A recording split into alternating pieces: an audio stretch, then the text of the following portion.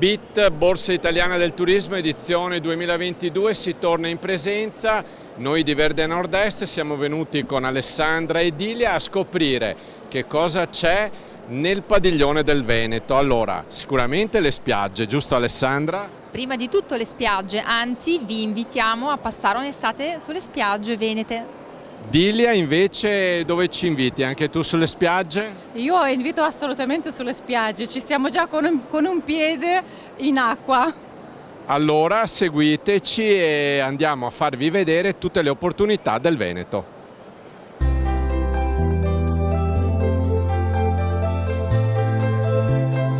Torniamo in presenza dopo oltre 2 anni. Avete presentato un progetto importante, la prima strada dei birrifici del Veneto. Di che cosa si tratta?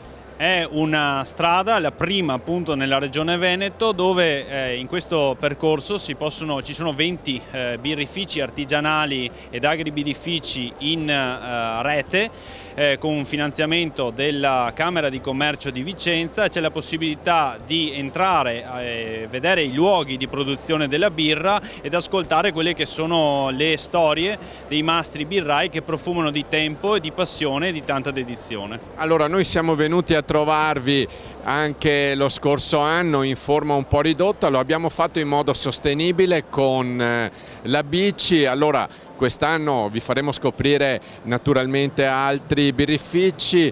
L'auspicio di Nicola Scazzola qual è? All'insegna della sostenibilità magari? Certo, all'insegna della sostenibilità e soprattutto che con la prima strada di birrifici si possono visitare tutte le meraviglie della Pedemontana Veneta. Allora, che sono tante, sono le ville venete, ma ci sono anche veramente degli scorci di paesaggio unici. Sono veramente degli scorci unici nella nostra Pedemontana, ville palladiane ma anche castelli e dei percorsi che si possono, li abbiamo già visto, fare a piedi, in bicicletta, con gli amici o con le famiglie. Allora, con il presidente Nicola Scazzola fatevi un nodo amici da casa, perché vi porteremo alla scoperta della strada dei birrifici della Pedemontana.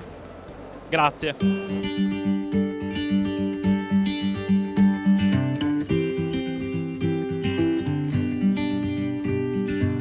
Sì, è veramente un piacere essere qui a rappresentare la provincia di Vicenza nel suo complesso a questa importante fiera del turismo che di fatto ha avuto uno stop come un po' tutto il compartimento dovuto al momento pandemico che abbiamo vissuto.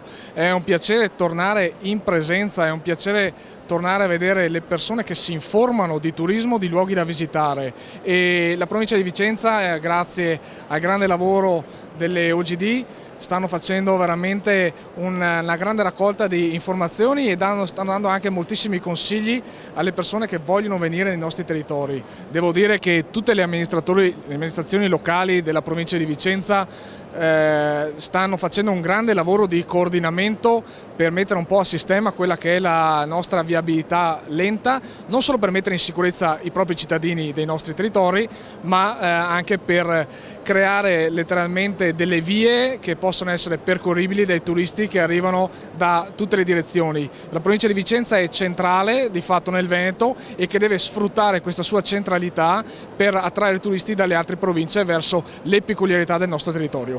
Grazie a Matteo Mozzo, rimanete con noi perché Verde Nord-Est continua.